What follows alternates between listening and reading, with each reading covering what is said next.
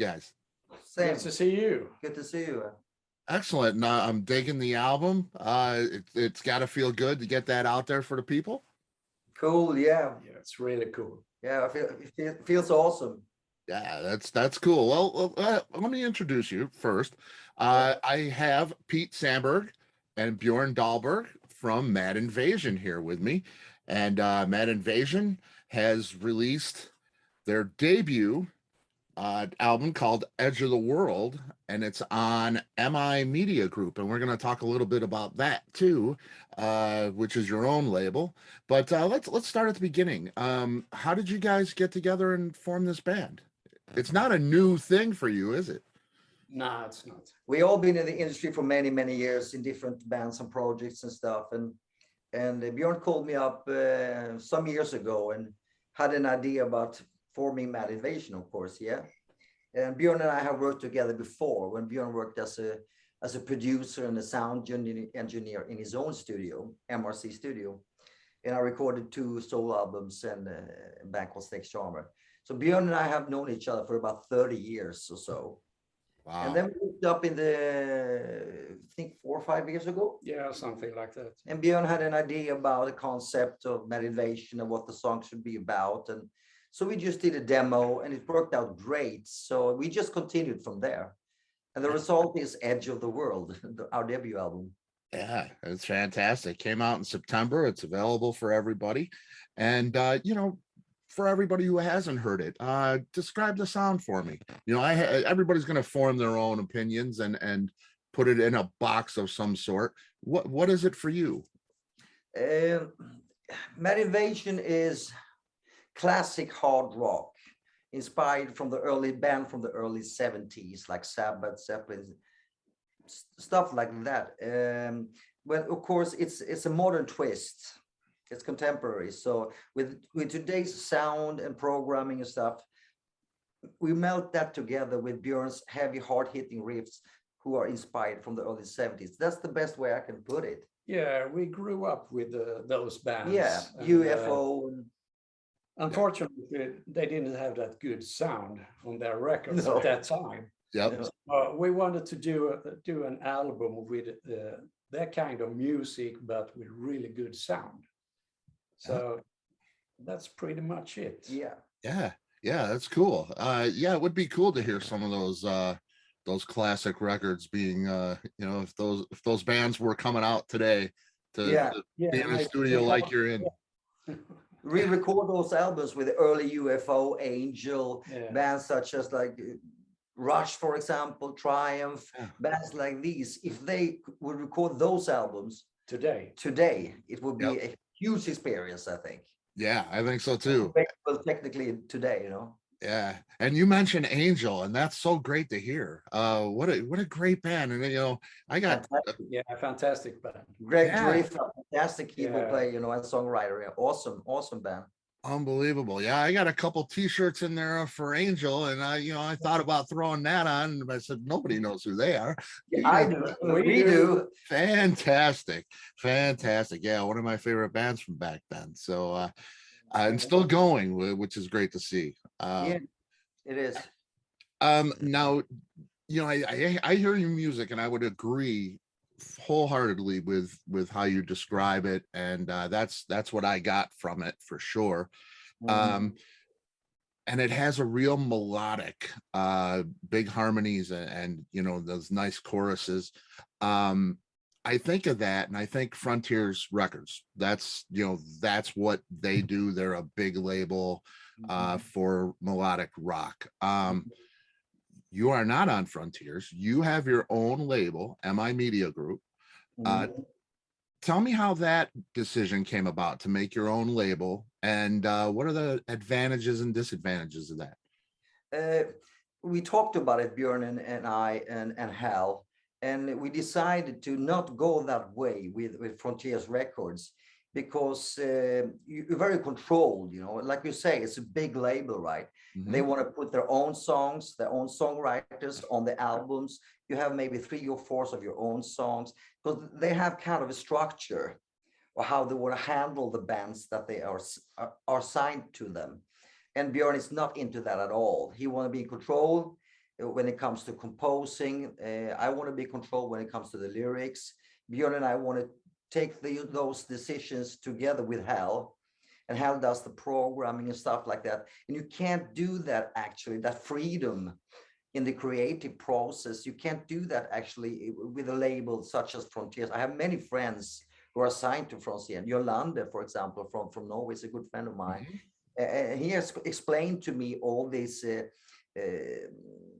the good stuff and the bad stuff to be signed to a big label like Frontiers. So that's how it came about, that Björn wanted to do it on his own with us. It's like this. Big companies, they don't have any money. Yeah, that's true. Yeah. So they won't put any money in the production or anything. So yeah, it's better to do it by yourself. I think so. And all the bands on Frontiers, they sound the same.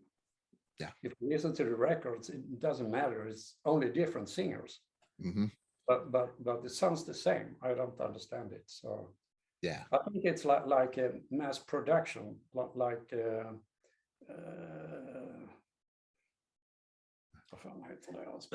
what Björn is basically saying is like a factory, you know. Yeah. It's like you produce cars.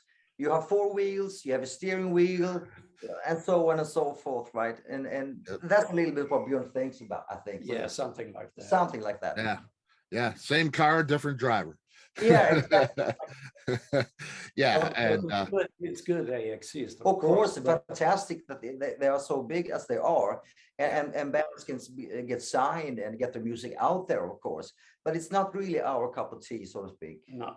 Yeah, totally understand that too. And I would agree that, you know, I mean, if you love that melodic rock sound that they produce, there's plenty of it there. And they are great doing that, you know, of course. Right. Yes. But that's, you know, it is a specific thing that they do, and it is kind of the same. Yeah. It's great that you have that freedom to express yourself the way you want to. Will we see other, is this label for you? Will we see other artists, friends, or, you know, people that you would want to sign to the label? For now, no. Okay. It's like this, Man Invasion is the priority number one. Yeah. So and of course we don't lack any money. We have tons of money. Yes. So we have a great investor. Yes. With deep pockets. For us, it's more easy to do everything by ourselves. So that's the way it is. Yeah.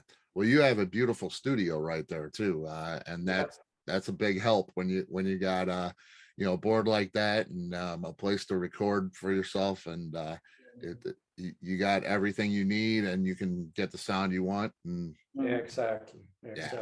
I mean, Björn asked me, like, what do you think about the speakers? You know, I don't like the speakers. Okay, I buy new ones. I buy Genelec. You know, do you like them? Yes, I love them. They're extremely expensive and kind of Rolls Royce. Yeah, and headphones. No, I don't like those headphones. So Björn is very positively also has the ability to get all this expensive stuff. So it's a top-notch studio, so to speak. You know, we don't like anything. Everything is here. You know.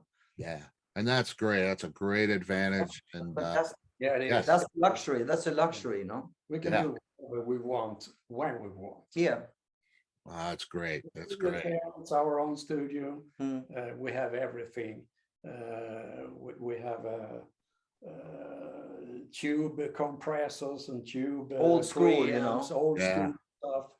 And we use that for recording, but of course we put it down on digital record. In the very end, but from the beginning everything is like tubes, amplifiers and stuff like that. So it has parts you hear on the album is from Marshalls. Exactly. It has a classic warmer kind of sound. Exactly. You get that depth, so to speak, you know. Yep. It's not that real digitized kind of thin sound. It's very warm and full. It's fantastic. What's the writing process for you guys? Is everybody involved, or do you have one particular person that brings in the bulk of the music? How's it work? Well, Björn composes the music, the riffs and stuff from scratch, you know, and that's Björn's thing. Then Björn presents it to me, and he has a melody to his riffs and his music, right? And I get some, discuss a little bit about lyrics, what the song should be about and stuff. I go home and I write a draft, a lyric. Björn and I hook up together again. We put the lyrics together with the melody and the music and the riffs. And then after that process is done, we bring in Hal. And Hal has ideas about, you know, arrangements and harmony vocals and programming and stuff. Right? Yeah, exactly. That's basically it. Yeah. So that's kind of the writing process, you know, it starts with Björn, you know. Excellent. Excellent. Yeah. And I know Hal does Bad Habit, which is, you know, another band project, which is quite a different thing for him. And it's very, very melodic. And, you know, I hate it. Björn too, but he's too shy. I don't mind it. Great guys. Yeah, I don't mind it at all. I listen to it, and you know, it's like I say, it's a lot different than what he's doing here with you guys. And but I think it would be a nice ear to have for you. You know, like you say, you guys get it mostly done, and then bring it to him, and he may add that little bit extra. What he does there. Stuff, you know, with little keyboards and some harmony arrangements and stuff. Yeah, so he brings that little icing on the cake, so to speak, you know. Yeah, works well, I gotta tell you. We're happy with it. Yeah, you should be, definitely. Before you started recording the record, was there anything specific, because this is a debut for you guys, was there anything specific that you were looking to achieve? Did you want to say, we need to make a heavy record, or we need to make a record with a certain type of, you know, we have to have guitar solos in it, or, you know, was there a specific thing that you wanted to achieve with the record? When we discussed, we talked about it, Björn, you know, we wrote this song called Hold On, and recorded a music video to that song, and it was a little bit too melodic, so to speak. That song was for a Eurovision Song Contest. Yeah. Okay. Yeah. So but it was too good, so we took it back. It's a bonus track on the Japanese release. Yeah. Awesome. So what we wanted to we wanted to do write and compose the way they used to do. That was that was our goal. Yeah. So to speak, with this modern sound. And then Björn kind of got into that groove, you know, and writing songs the way they used to write songs, you know, and not with a big production in a lot of harmony vocals, a lot of strings, arrangements, and you kind of get lost. The songs kind of get lost, you know, because there's so much going on around the song. Björn wanted to make it naked from scratch. Like, for instance, when I do lead vocals in the studio, I only have a click track and Björn's distorted guitars in my headphones. Wow. No drums, no keyboards, no harmony vocals. There's a very different way to record today. I have never done it before, and I recorded 19 albums before this one in different bands, right? And I was the last one in. The drums were there, the guitars, the harmony vocals, nearly half a mix was placed, and then I put my lead vocals on. Now it's Björn has kind of changed it, so it's totally raw. And when we have the guitar and the vocal and the click and the tempo, then it's fine. And then we start to add stuff, yeah. And I think that was Björn's idea from the beginning, the way they used to write songs in the rehearsal studios way back in Birmingham, you know, Sabbath, you know, it was just you know, jamming in the rehearsal studio. Bill Ward wasn't even there, you know, not even Geezer Butler. So that's how Björn adapted that style. Yeah. That's what we wanted to say with this album. Yeah, I think so. That's the way he wrote songs in the 70s. Yes. Yeah. You sat down with the guitar and with the guitar, just played and fooling around with lyrics and vocals and stuff like that. Yeah. Wow, that's got to be an interesting way to record it, because usually the first thing that goes down, and as far as I've heard in the years I've been around, is the drums, the drum track. Yeah, exactly. And Pete, you got to be used to singing over a drum track. That had to be very strange, right? I forced him to do it because I thought Björn was bananas, you know, he's crazy now. It's not going to work, no way. So I was protesting, yeah, but Björn was very, you know, he stuck to his guns, yeah. Yeah. And then I got into it, but it was a very different recording process for a vocalist, you know. I bet it had to be. Yeah, that's I can't even imagine that. You know, that's standard delayed on the drums. You know, but today I would never ever go back the way I used to do it. This is the way to do it because it's so raw and it's naked. It's naked. Everything. I don't get away with anything vocally because it's only the guitar, the click track, and the vocal. So it's very easy. And there is no effects on the vocals. It's very easy to, okay, I can do this better. This doesn't work. No, I have to change this because it's only the guitar, the click track for the tempo, and the vocals. So I'm going to stick to this way of recording. Yeah. Anyway. Yeah. I think that might be why this record sounds different to me. It sounds different than the Frontier stuff and you know, other things of its kind. It just sounds, I guess it's more raw. It's more, those vocals are different. They're just different. You know, it's hard to explain. And I think that probably is it. Listen back to Until the End. Listen to every thing you can hear in the vocals, and you will hear unbelievable sound of the vocals and the performance. It's outstanding. Until the End. If you analyze the vocals and you try to focus on the vocals, especially in that track, you know, you can hear the small shades and differences throughout the song. You know, mostly people don't recognize. They just think it sounds good or it sounds bad. You know, but if you analyze it and you just focus on the vocals, you can really hear how we have worked hard to get that personal touch to it. Yeah, exactly. I think. Exactly. Yeah, it's gorgeous, beautiful. What was the biggest challenge you faced with this album? Anything that you didn't expect that gave you a little bit of a problem? No, not we really. Just did it. We just did it. Nice job. That's great to hear. Yeah, and it sounds like it came off, you know, without a hitch. It's really, really cool. Would you do anything differently on the sophomore album, the next one? Are you do it exactly the same? Is there anything that you look back? We're doing the same, but not. We're finished with 8 or 9 songs. 9 songs. I laid down 9 tracks on the new album. Nice. Wow. The guitar sound is bigger, more fat. Yeah, and it's even better. The sound is even better on the next album. Yeah, and also this is a concept album. Bjorn and I discussed it, right? Okay. So we wanted to Edge of the World is more like 10 songs. 10 songs, yeah, 10 songs.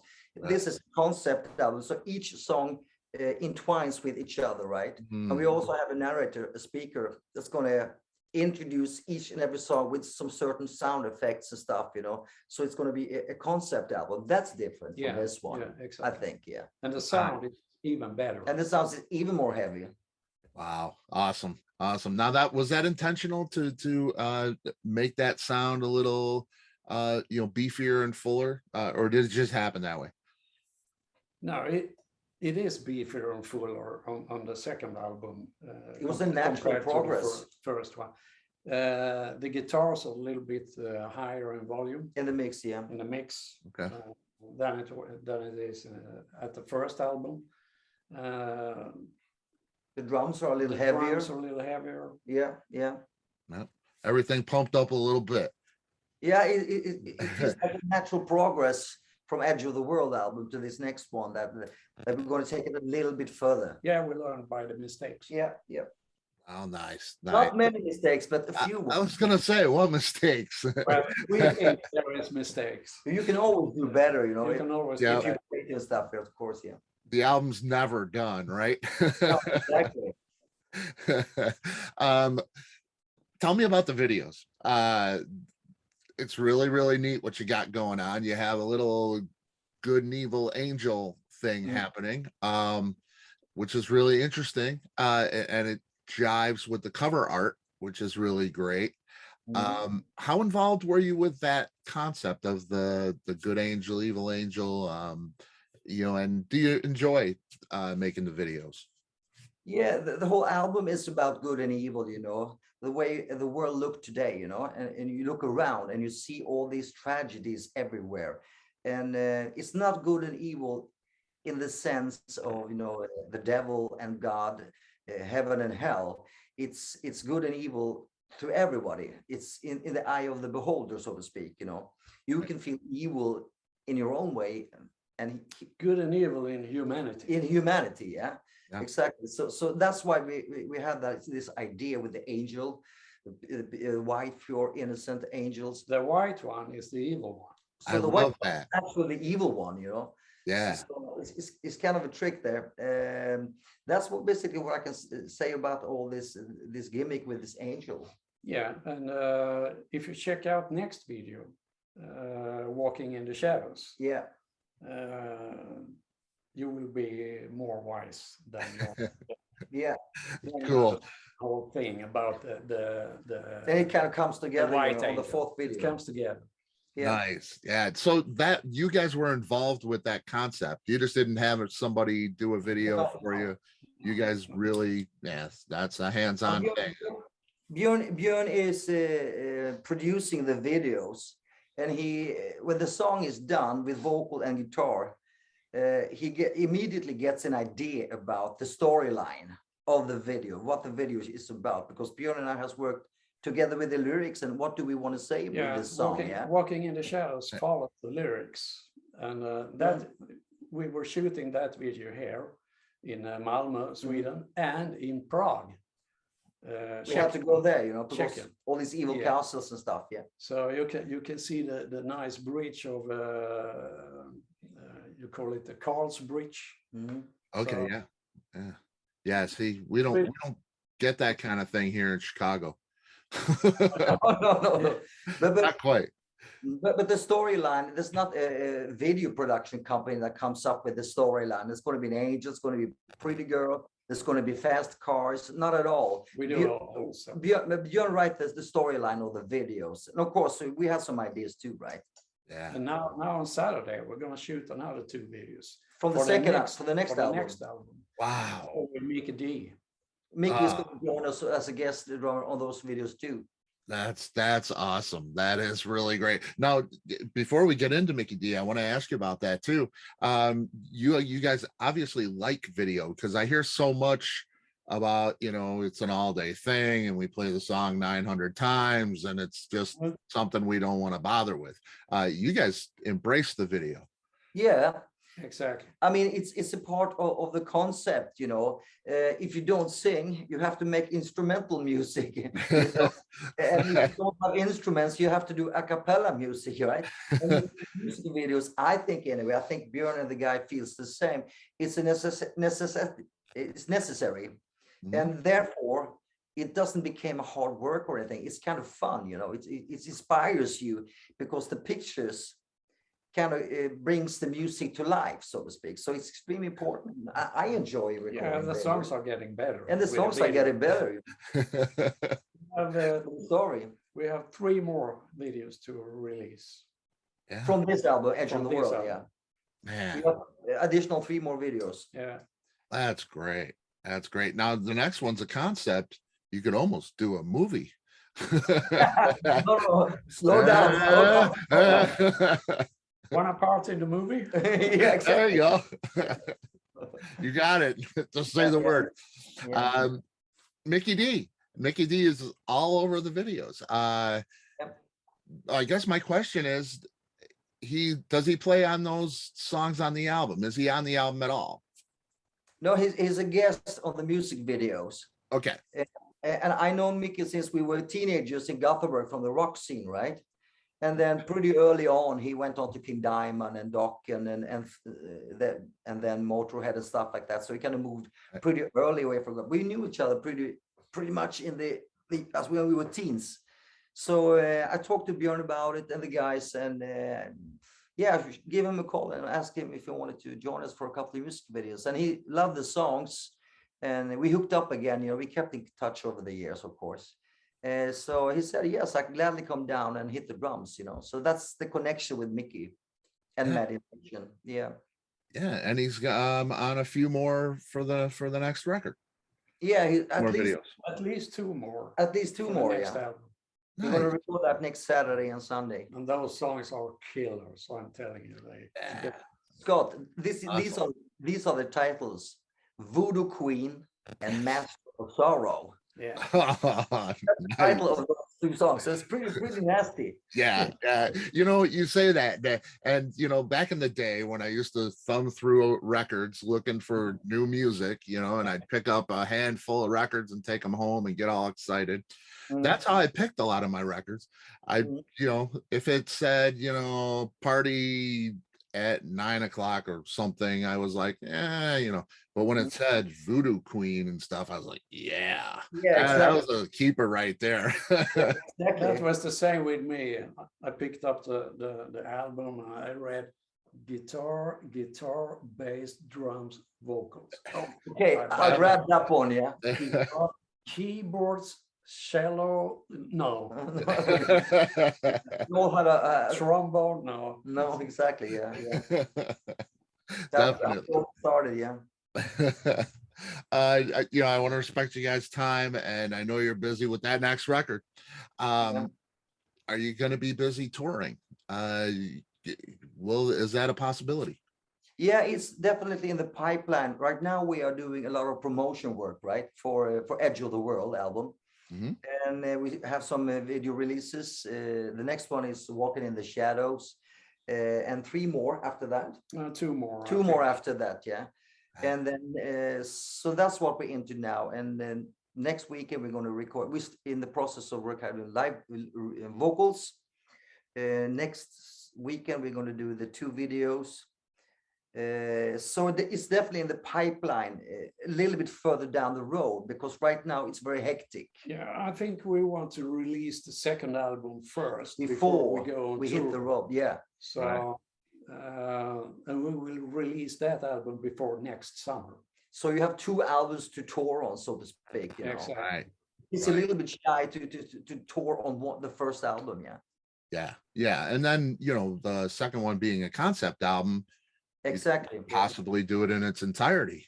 Exactly. Not that I'm pressuring you or anything. No, it's a good idea. It's a good idea, Scott. We're gonna do that. Yeah. I'll make sure you stop by me here in Chicago. I hope you get to the States and everything, and that would be so great. I'd love to see you guys. That would be awesome. Yeah, we're planning to go to New York this February next year. Spring, I think, before the next release. Chip want us over to New York to meet some business partners and stuff, you know, with Chip and yeah. Okay. That's right. Yeah, nice. It's good to have you over here, and like I said, definitely love to see you. For people that want to buy the record, there's a special edition, deluxe edition, signed, numbered, fantastic merch that you got. madinvasion.com. Everybody can go get a copy of the album or CD there. You know, the merch is there, all of it's there, the music. Man, Mad Invasion. Pete Sandberg, Björn Dahlberg. Thank you very much. Thank you. Really nice talking to you, Scott. Great to talk to you, and thanks so much for being here. I hope to see you in Chicago. Yeah, I hope so too. See you. All right. Take care. Bye-bye. Bye-bye. Bye.